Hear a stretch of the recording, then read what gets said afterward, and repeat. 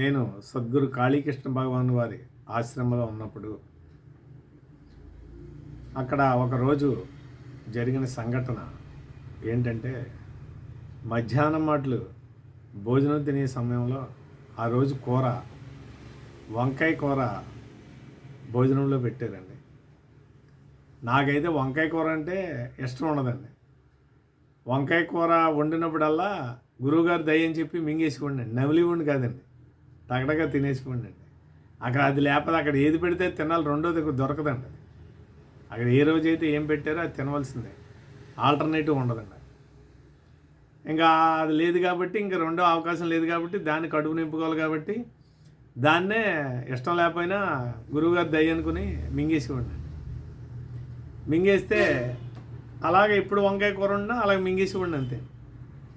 ఏదన్నా కూర ఏదన్నా వేరే కూర ఉండి ఆ కూర చాలా బాగుంటే ఎవరు వండారండి ఈ కూర చాలా బాగుందని అనివ్వండి. ఈ కూర వేసినాడు మాత్రం, వంకాయ కూర వేసినాడు మాత్రం ఇంకా గురువుగారి దయ అని చెప్పి అప్పుడే గురువుగారి దయని మీరు తినివ్వండి తప్ప, మామూలు కూరలో బాగున్న కూరలో ఉన్నప్పుడు ఈ కూర ఎవరు వండారండి చాలా బాగుందనే తినివ్వండి. అప్పుడు గురువుగారు తెలిసివ్వండి కాదు, నా కూర ఏదైతే బాగోలేదో దానికి గురువుగారిని తెలిసివ్వండి. తెలిసినప్పుడు గురువుకి తెలియని విషయం అంటే ఏదీ లేదు. మా సద్గురు కాళీకృష్ణ భగవాన్ గారికి ప్రతిరోజు సాయంత్రం మాటలు గురువుగారు ఆశ్రమం గేటు దగ్గరికి వచ్చి ఆశ్రమంలో పనులు ఏమేమి ఎలా జరుగుతున్నాయని సమీక్షించేవారండి. అలాగా ఒకరోజు సాయంత్రం మాటలు గురువుగారు ఆశ్రమం దగ్గరికి వచ్చి గేటు దగ్గర కూర్చున్నారండి. కూర్చుని విషయాలన్నీ మాట్లాడిన తర్వాత గురువుగారు అన్నారండి, కూర బాగుంటే బాగుందని తింటున్నారో, కూర బాగోపోతే గురువుగారు దయ్యం తింటున్నారా అని అన్నారు.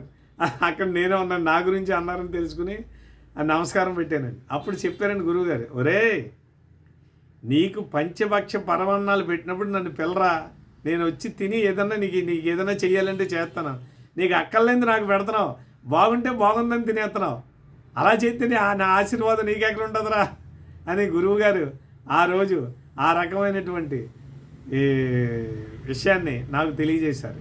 జై జగన్మాత, జై కాళీకృష్ణ భగవాన్.